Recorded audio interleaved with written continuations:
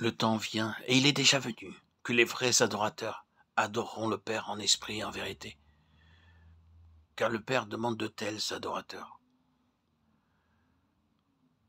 C'est pour que nous soyons de tels adorateurs qu'il a envoyé son Fils chercher, sauver ce qui était perdu. Luc 19, 10. C'est dans l'adoration que le Saint-Esprit atteint le but pour lequel il fut envoyé. C'est dans l'adoration qu'il manifeste plus complètement ce qu'il est. Si je veux sentir fortement en moi la présence de l'Esprit, je dois adorer l'Esprit. Je dois adorer. L'Esprit prépare à l'adoration, et l'adoration prépare à recevoir l'Esprit. L'adoration ne consiste pas seulement en prière. Elle nous fait sentir avec respect la sainte présence de Dieu.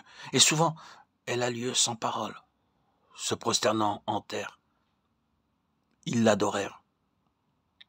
Exode 4, 31, 12, 27, Néhémie, chapitre 8, verset 6.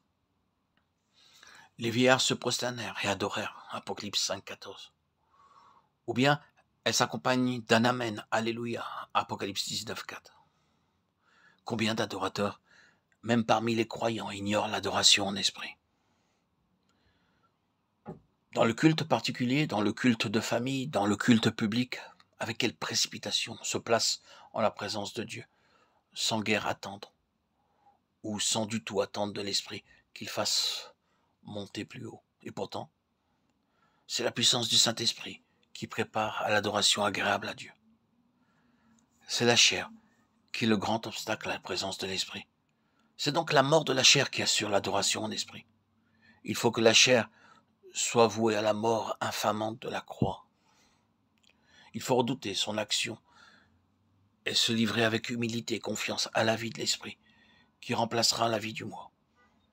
Notre adoration dépend de notre vie habituelle. Il faut que l'esprit guide et dirige notre vie de chaque jour, si nous voulons qu'il inspire aussi notre culte. Une vie d'obéissance à la volonté de Dieu prépare à l'adoration.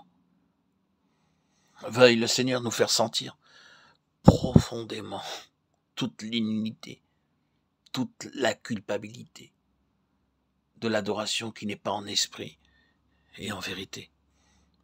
L'esprit nous est donné pour nous disposer à l'adoration, et l'adoration nous dispose à recevoir l'esprit. Regardons toujours à Dieu, en attendant tout de lui, avec humilité et respect. Mon âme, confie-toi en Dieu, car de lui vient mon espérance. Psaume 62, 6.